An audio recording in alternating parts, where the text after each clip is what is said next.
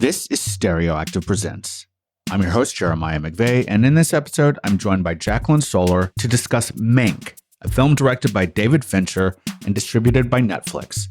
Mank stars Gary Oldman, Amanda Seyfried, and Lily Collins. In just a moment, you'll hear Jacqueline's review, followed by my discussion with her about the film.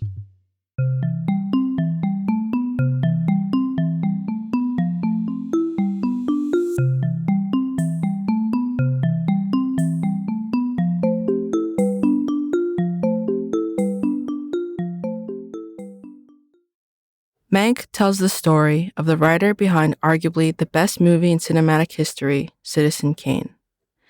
Famous for his wit, Herman Mankiewicz was one of the highest-paid screenwriters of the era. His charisma earned him invites to newspaper magnate William Randolph Hearst's extravagant dinner parties, which gained him first-hand experience that he could draw upon when writing Hearst's thinly veiled facsimile, Charles Foster Kane. Mankiewicz was a complex man with unrespectable habits and honorable values. Although he was an alcoholic and a gambler, he helped Jewish refugees escape Nazi persecution and was seemingly the only one at MGM to stand against the company's deceitful propaganda that influenced California's 1934 gubernatorial race. Although Mank is more than the making of Citizen Kane, it parallels the film in its non-linear portrayal of a tortured man who stood by his values till the end. It reveals the corruption within Golden Age Hollywood and acknowledges the still-present abuse of power by the highly influential through the eyes of a man whose only capacity to fight was in his words. From this point on, we may discuss elements of the plot for Mank that some could consider spoilers, so if you don't want to hear anything about the movie at this time, we hope you'll come back and listen to this at some point.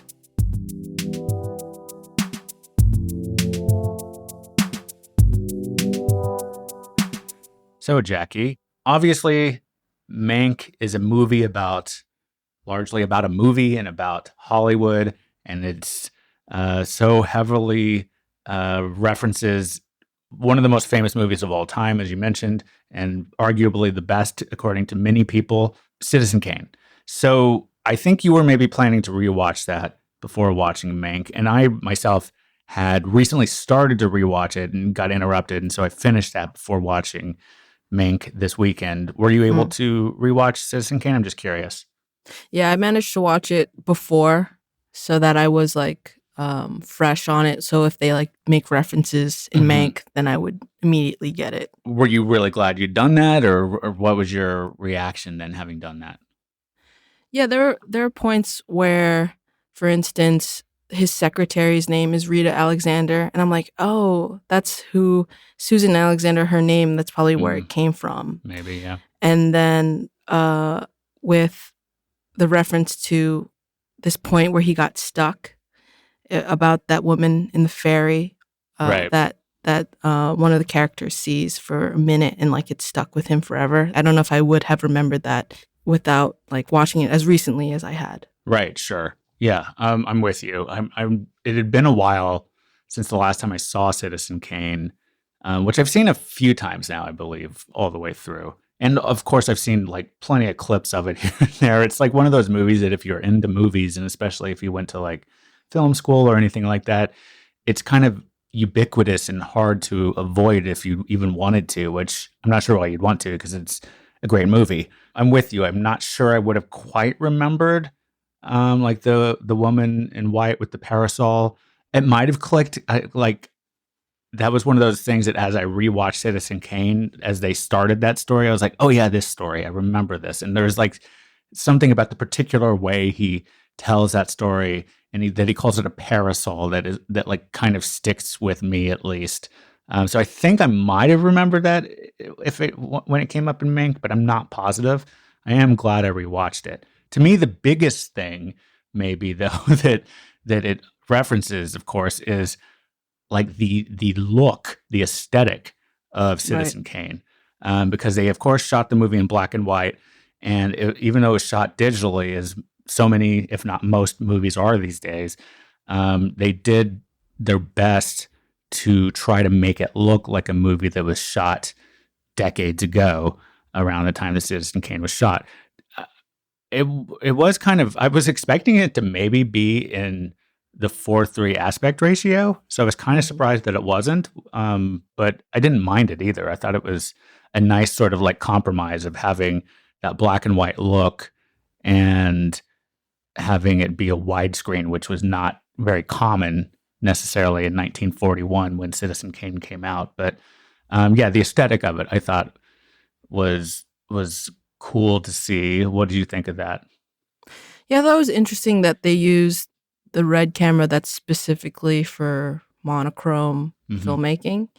I thought it was interesting that they chose to go digital and then just like add these, film filters and like the cigarette burns. Hmm. Because I feel like even though film is more costly, I feel like they have the money for it because it's Netflix and it's David Fincher. So Right. I feel like if he wanted to, he could have shot in film to even capture that look more. Yeah. But That said, though, David Fincher is known for doing lots of takes, and apparently, like the big climactic party scene, I think they said they did it 200 times or wow, yeah, something. that's another thing to consider. So that factors into the cost of film. So Yeah, I wonder if it's possible to take digital and then master it to film. they still do that because like some cinemas still use film. Right. Yeah. I mean, if I don't, I'm not sure how common it is anymore because I feel like so much projection has gone digital too. But like, definitely for a while there, and still, I don't think it's uncommon. And maybe it's still the most common thing when you're in a movie theater these days, which I'm not going to any. But Right.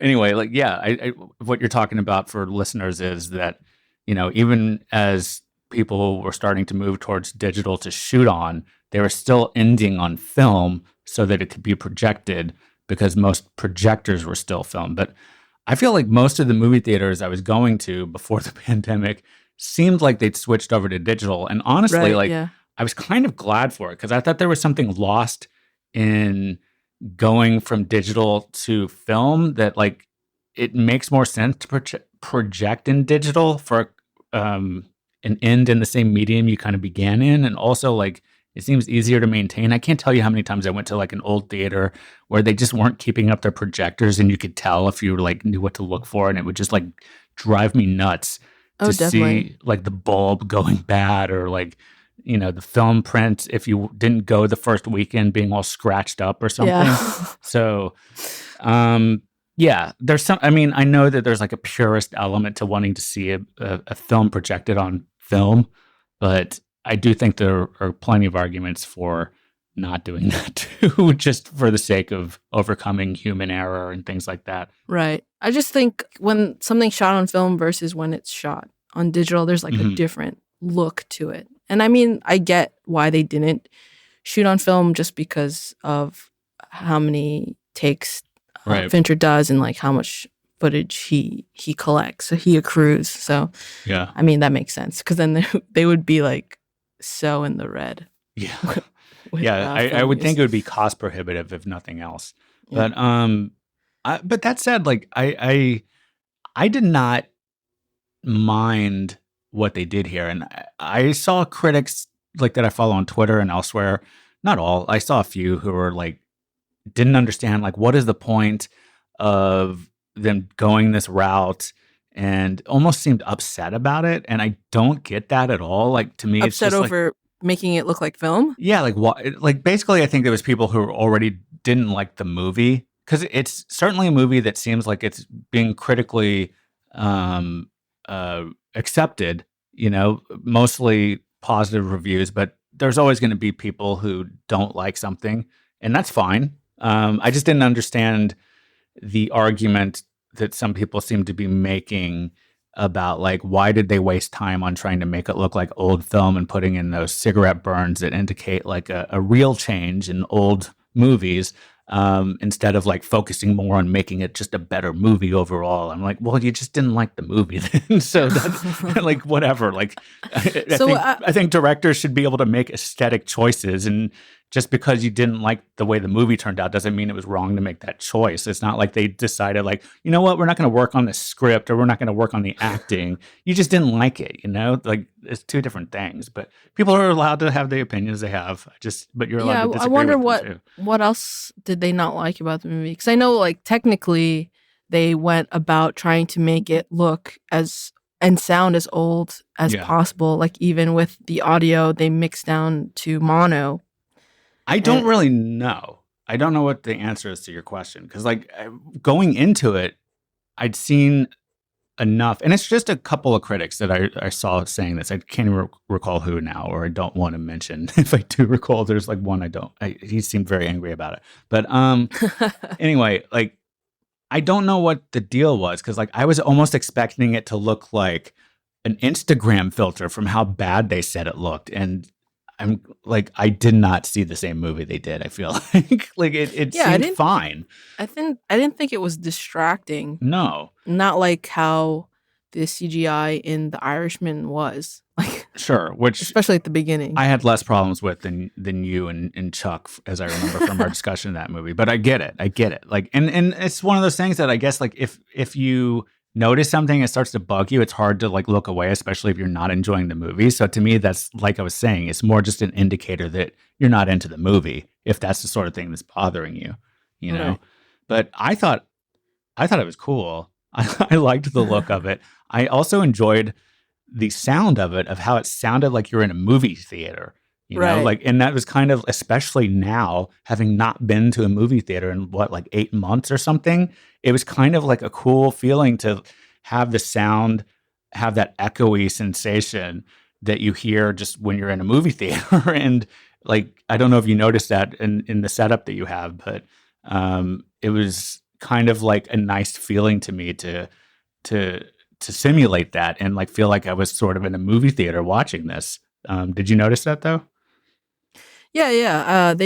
I also read that they mixed it down from the usual stereo to mono and everything, and then they also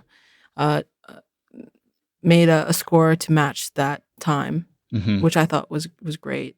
I wish that in Citizen Kane they used a lot with lighting, and you know, like they have really dramatic chiaroscuro lighting.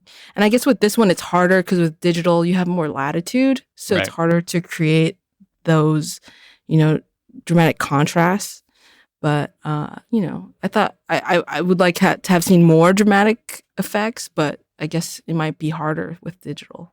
Yeah, but one thing I did notice they did in Mank and simulated sort of from Citizen Kane was I remember I don't remember if I read it or heard it in an interview with Orson Welles or somebody talking about Orson Welles, but apparently like when he was making Citizen Kane, you know, he came from theater and this was his first movie famously, and he assumed that lighting worked sort of the same way that it does in theater. So at the end of a scene, he would have the lights come down, and it gave like the transitions in that movie such a distinct look where like you see the lighting change as there's a fade or a crossfade. Yeah. And it's very unique in a way to Citizen Kane. I can't think of other movies that have done it, but he basically did it because he didn't understand how it worked. And I think it was at some point Greg Toland, the famous cinematographer from the movie, was like, you know, you don't have to do that, right? Like we could just fade it out. But it's such like a happy, I guess not mistake, but just sort of like one of those things that was like, because he'd never made a movie, he didn't adhere necessarily to the ways people did things. And that was like one of those happy kind of accidents that like he decided to do it that way because he didn't know better. And it was just kind of gave it this interesting, cool look of the scene transitions being super dramatic. And they seemed to simulate that here in Mank. And I guess like maybe that's one of the things that they could simulate because as you were saying, like, you know, like you can see everything in digital. So it's harder to kind of like do some things that maybe they could do in a 1941 movie and get away with it with as much information as digital is going to deliver. Right. But the transitions, I appreciated that they did those. I don't know. Like to me, like the thing is like the people who didn't like the movie and then couldn't get into the aesthetic of it. Like I at least, even if I didn't like the movie, which I did, I would understand why they did it, you know? And there's something weird to me about like not allowing for that as a or questioning it as like the right way to go. Like I think it adds so much to the movie to make it so connected to the story that we all know, you know? Right. Another thing that I thought was interesting after watching Citizen Kane directly before starting Mank is how close Tom Burke was at capturing Orson Welles' voice. Like I was like, Mhm. whoa, it sounds just like him. Yeah. Because you're so used to hearing it for the past like 2 hours, to hear it again, it's like he really captured his voice very accurately. Agreed. And he didn't quite look like him. Like there were some shots where he was like sort of at the right angle where you could kind of pretend it was Orson Welles, but I don't give a shit about that either. Like he's playing a character. He's not, he Right. doesn't need to look like him. It's not an impersonation. But yeah, you're right. His voice was pretty goddamn spot on. And I always take IMDb trivia with a grain of salt. But I don't know if you read this, but like I did read there that apparently David Fincher had what's his name, Maurice LaMarche, I think, the guy who did the brain from Pinky and the Brain. Oh, really? Who like basically his that Pinky and the Brain voice is basically like an Orson Welles voice, you Right. know, and he did the voice for Orson Welles in um, Ed Wood, where Vincent D'Onofrio plays him on screen, but they dubbed him with Oh. with this guy. And so, according to the IMDb trivia, at least, David Fincher had that guy come in and do the lines for Orson Welles, and then he had Tom Burke study those recordings to get his voice down for it, Oh, wow. because that guy's kind of like the go-to dude to do an Orson Welles voice. So I thought that was interesting, and it made sense, like knowing what we know about David Fincher, that he wouldn't like go for the dubbed voice. He'd want Tom Burke to do it because he's like very demanding, I think you could say. But I thought it worked, man. I thought it was so good. Yeah. I feel like we've spent so much of the time already talking mainly about Citizen Kane and comparing the two movies. But like, what did you think of this as a movie? Like, it seems like you liked it from your review and just the way we've been talking about it. Like, but do you have specific thoughts you want to share about the movie at this point? Yeah, I thought it was solid as a film. I feel like as a film that's trying to inform you about old Hollywood, I feel like you need to know a lot about the people who are in this movie to know more of their backstory. But I mean, what's shown is enough for the story, but I feel like knowing more about them just adds more to it and like what you can take away from it more. But as a story, I feel like it's also very timely. It felt very timely, especially the events surrounding the election and MGM basically creating fake news Right. to influence the voters, and the way that they talk about these views of, about people sharing the wealth within the country, about socialism and how they write them off as communists and things like that. That's still very prevalent today, especially with people reacting to politicians like Bernie Sanders Or or just Joe Biden at this point. Like, yeah. you listen to the So right and they call him a socialist. And it's like a lot of people who voted for Joe Biden are like, we wish he was a socialist. But so I don't know. Anyway, so yeah, I'm completely with you. It does seem very timely, and it's like one of those things. It's like kind of another happy accident because this movie was first written in the '90s by David Fincher's father, and I mean, I think all that stuff was already in there. It's just sort of like history rhyming with itself more than anything, yeah. you know. But that also brings to mind. I don't know how you felt about this rewatching Citizen Kane as you just did, but there's so much about the Kane story that you can kind of see in Trump now, in some ways, of just like this megalomaniac who just wants everyone to love him, you know, and just like grasping Right. for power at every turn. And I actually the podcast We Hate Movies, which I listen to quite often. Every December they do a We Love Movies month, and so it's a weekly podcast. And so each week of December, they'll talk about a movie they love. And so this year they did Citizen Kane, and Hmm. they kind of got into this, what I'm talking about, of like, Kane paralleling Trump. And they said basically, like, in a way, Citizen Kane is Trump if the Access Hollywood grabbed them by the tape had actually taken him down instead of him still being elected, So I thought that was interesting. Yeah, I feel like the difference though is that with Charles Foster Kane, he has more like integrity than Trump. Like he, the only reason he was like, "Go ahead, tell everyone that I Right. have this mistress," is because like wants to be, he wants to stick to his beliefs. Like he Right. doesn't want to seem like he's using his power for corruptly. So like even when his friend wanted to write that bad review about his wife's performance in the opera house that he built for her, to make her seem more legit, Mhm. because they put singer in quotes. Like it's just all about him fighting. Like he wants to be loved by people, but he doesn't care if people hate him as long as he seems like he's being upright, as long as he's sticking to who he is and he's not like trying to use his power to make himself look good. Like he wants people to love him for who he is. Sure. And Yeah. like I No. feel like with Trump, he's like as long as everyone loves me and I don't care about lying, I don't care about just making up facts to keep my power and to like be revered as like a dictator or something like that. Right. Right.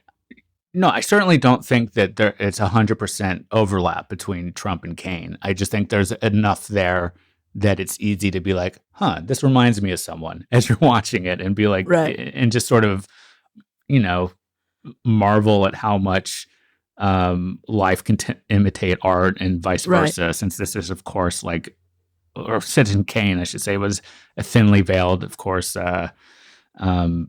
biopic of William Randolph Hearst in a lot of ways, not every way, but a lot of ways. Right. But Kane certainly has like a certain, like, he has an internal logic and a consistency that Trump certainly lacks. So I don't think it's in any way a one-to-one comparison, but there's just enough to notice, Right. But I also think that integrity is why it reflects Mankiewicz a lot more, because you see him in this movie stick to what he believes in, even though he knows that he is going to lose if he does that. Specifically, you see that specifically in the dinner during the election night, and his candidate is obviously losing, and he goes to the guy from MGM. He's like, "Oh, I'll bet you double or nothing for my debt that my candidate is going to win," even though it's like very apparent that he's going to lose that bet.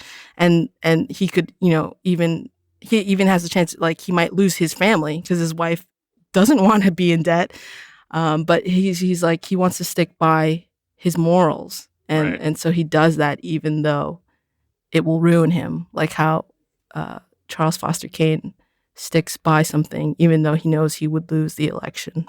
Yeah, I think that Mank is certainly not the first to kind of come at this aspect of this story. Like, I don't know if you ever saw RKO 281, the old HBO movie that was about the making of Citizen Kane with like Liev Schreiber and John Malkovich playing Herman Mankiewicz.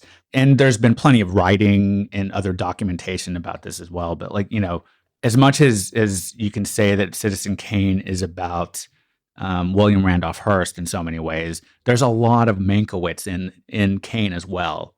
Like he was kind of putting himself into that character as well, of like this guy who's like self-destructive and sticks to his guns to a fault sometimes, maybe in terms of like what it's going to do to his personal life and the people around him. So he definitely injects himself into it, whether that was a conscious decision or not. And then that even takes us into like, this movie also popularizes the idea that Mankiewicz is the main, if not sole author of the screenplay, which is definitely disputed. Right. But Fincher has definitely laid his card down and said, like, this is what I'm going with in terms of the story he's telling. But that's not something that everyone believes, certainly. So I do think that that's worth pointing out. This is a good movie and it's a good story, that doesn't mean it's real. And this kind of connects to the conversation we had, I believe it was last week, when we kind of went on a tangent about The Crown, and another Netflix property, actually. And, you know, don't let this necessarily be your history book or your history lesson. You know, like, if you find it interesting, there's plenty more to read and to watch and to take in about Citizen Kane and about the people it's about and all. But anything to say on that, Jackie? In terms of like how much is based on history and how much details they put in the movie, I feel like this could even be turned into a series, because there are moments where I'm like, who's that again? Like, and did we see that guy before? Like, for instance, that guy who's directing the propaganda for MGM, and like he did it because he wanted to finally be a director. I was like, did we see that guy before? I don't really remember. And like they were like really good friends, and I didn't know where that came from. I mean, like the scene was still powerful when, you know, the guy died, but there was like so many characters that sometimes I lose track of who's who and in relation to what. Like, especially the guy who's the son-in-law of Mayer, the guy who produced Gone with the Wind, David O. Selznick. Oh, that's David O. Selznick. And then Irving Thalberg. I felt like they were kind of interchangeable. They felt interchangeable in terms of like Mayer's right-hand man. Like, they were always there talking to Mank, saying like, oh, you can't do this and you need to do this. I felt like they kind of blurred together for me. Maybe it's just because there's so many people, it's hard to keep track.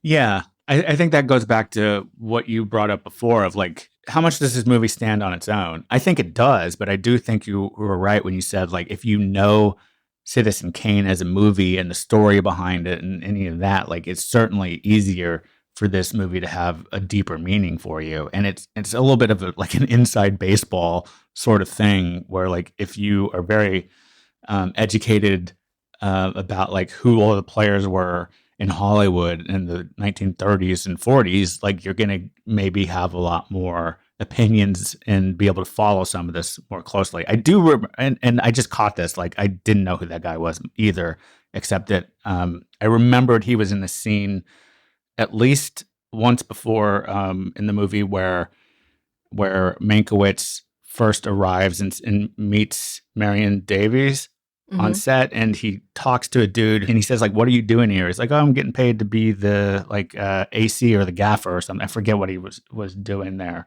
or maybe the DP. I don't remember. But that was the guy. Okay. Yeah. It was very brief, and it was like all they did was do that to set up that scene later, I guess. But yeah, you could blink and miss it. I just happened to remember it. Yeah, I guess it's a movie that you need to watch a couple times to catch all the details, because there's so much happening. Which, I mean, it makes sense because it's about this guy's life, and it's not like even about his entire life. It was just about this one part of him, you know, writing this screenplay, and then all the moments that like led up to that or like inspired that. Right.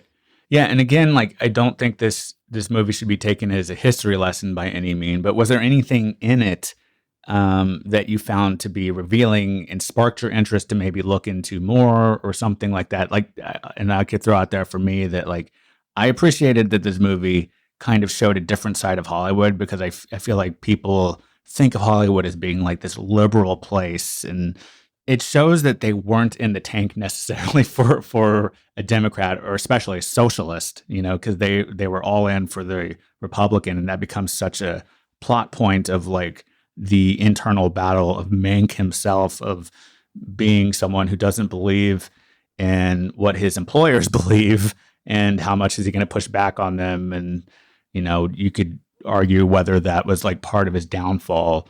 And, you know, he died very young, and sort of like, you know, he, like I said, he's a self-destructive person, and this might have been part of it. But like the fact that they showed, was it Louis B. Mayer? Because to be sort of like Hearst's lapdog in a lot of ways, and just sort of this guy who was like so against Upton Sinclair as the socialist candidate for governor and all this, like people think of Hollywood as being liberal, like I said. And I mean, in this case, they were in the tank for the other side.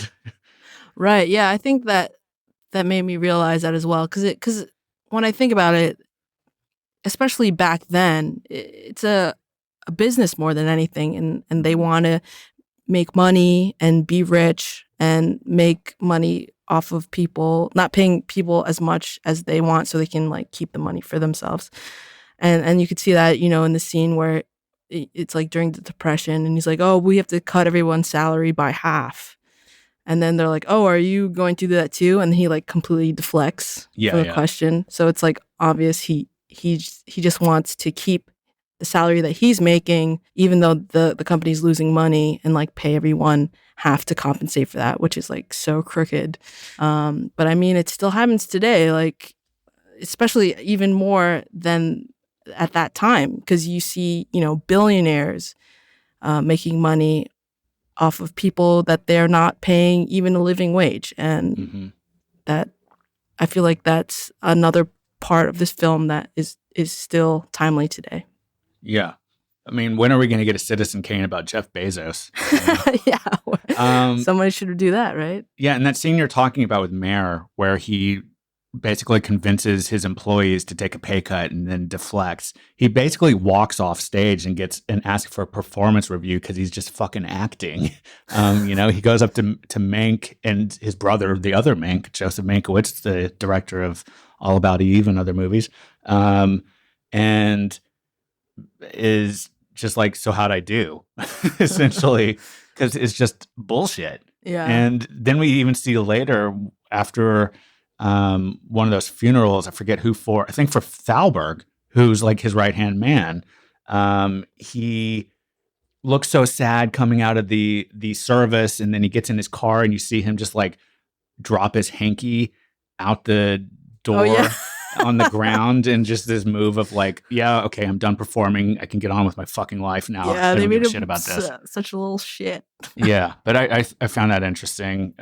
Those sort of indictments of those like well-known names from Golden Hollywood. And I'm not even going to say again that I'm taking those as like, that's who those people definitely were. But those are also not the first instances of me hearing like, hey, those guys aren't exactly who they portrayed themselves as. And there's no reason to not think that like, hey, they might have done some stuff to make themselves look better than they were and, talk themselves up. And again, read a book if you really want to know about this stuff. Don't take it from a movie that's a fictionalized account. But there's definitely other sourcing that claims that these people were kind of assholes, and it's not hard to believe. Movies like this, historical dramas, they're just supposed to encourage people to want to read more about the subject rather than use it as a reliable source. Yeah. I'm curious to see what happens with this movie, Mank, though, because like we both liked it. We spent most of our time really talking about another movie, though.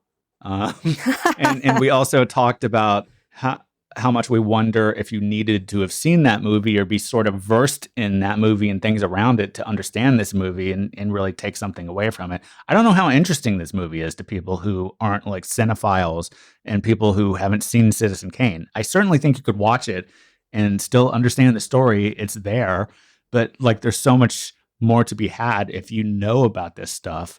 And I'm curious to see if it does well, or I mean, I'm not even sure what that means in this case because it's a Netflix movie and it doesn't have to do anything. It's like it's not it wasn't meant for the box office in the first place, you know.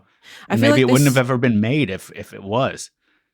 I feel like this film is going to be like other movies that are centered around the industry, where it'll do well in awards season because it's like catered to the crowd that votes for the awards. So like it'll do well there in terms of like it appealing to like the average viewer. I don't know. Like I feel like you do need to know the context of how it relates to Citizen Kane and then the people within the story. Like you need to know more about them for it to mean more to you. And they're like, it's him like talking to this character, and like this character knew this character, and then like just see them interacting. Whereas like if you didn't know anything about them at all, I feel like it could just come off as as just a regular story that I don't know if it will work or not. Right. If the story is appealing to you, because it like hinges on whether or not you find the character of Herman Mankiewicz interesting, and if you want to follow his story throughout. Right. Which I think is worth bringing up. That personally, I thought this was one of Gary Oldman's better performances in a while. Like, I thought he was good in Churchill, but that was such like a, I don't know, showy performance with like prosthetics and like almost, I don't want to say he's doing an impression because he's fucking Gary Oldman and he's a good actor and all that, but it's a different movie. It's a different type of performance. This is more just like, here's Gary Oldman acting rather than Gary Oldman playing Winston Churchill. You know what I mean? No, I agree. Yeah. I feel like with Darkest Hour, it was more about his performance than anything else. I felt like the story for that movie was kind of forgettable, and like the execution wasn't as great as other Joe Wright movies. He's the one who directed that, right? Joe Wright. Yeah. And so like I feel like that was more of a vehicle for him to win the Oscar, which he eventually did. Yeah. So I mean, it makes sense. I mean, I've always loved Gary Oldman. He has been one of my most favorite actors since forever. So it's always like fun to watch him because like even in like movies that aren't well received critically, you can still tell he's having fun playing these characters, and he very much like embodies these characters. And so I appreciate that, like he, even if it's like, I don't know, like that young adult teen movie that he did with Amanda Seyfried was like a Little Red Riding Hood adaptation. Like he was still having fun. So I don't even know anything about that. Yeah. Okay. Well, yeah, I really enjoyed him in this movie. I mean, that said, he's playing 20 years younger. He's playing somebody who's 43 and he himself is 62. So it's like a 19-year difference.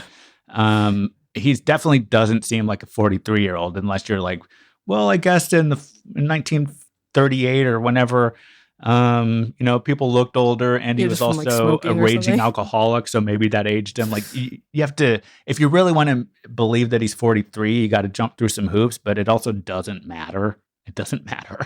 But, I mean, they make a little reference to it when they're like, "Oh, something at your age," and he's like, "I'm 43." Oh, I don't remember that. But sure. Yeah. So it's like they obviously think he's a lot older than he is, and he's like, "I'm still young." Like even when he said that, I was like, "Oh, you're 43? Oh shit." You don't look 43 at all.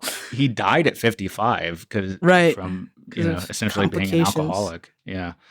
But yeah, I think it's worth seeing, especially if you are a fan of Citizen Kane and old Hollywood, and especially if you've read any of that history and know who the players are. But I still think it's worth seeing even if you haven't. I hope that doesn't scare people off because I think it's just a good movie besides that.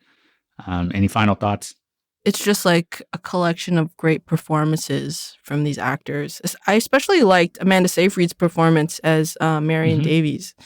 I thought she did a great job, and I liked her friendship with Herman Mankiewicz. And, I wish I'd seen more of that. But then that would just be like a completely different movie.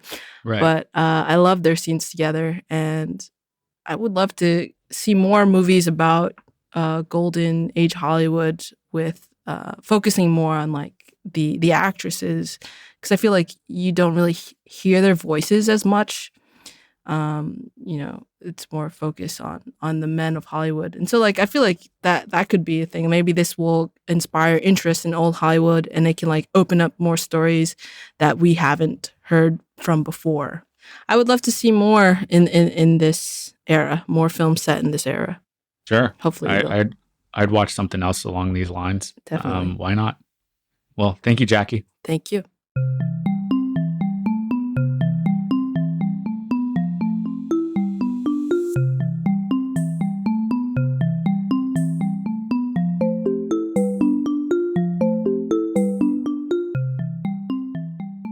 Thank you for listening to Stereoactive Presents, and thank you to our guest, Jacqueline Solar. The music in this podcast is composed by Hansdale Sue. My name is Jeremiah Lee McVeigh.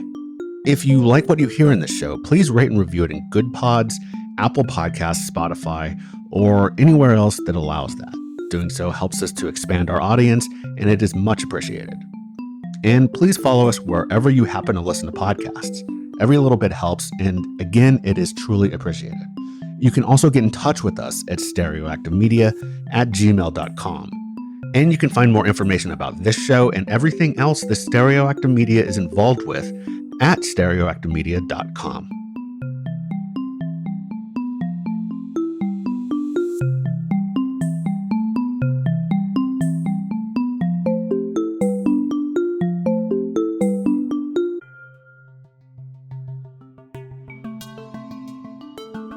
This podcast is produced by Stereoactive Media.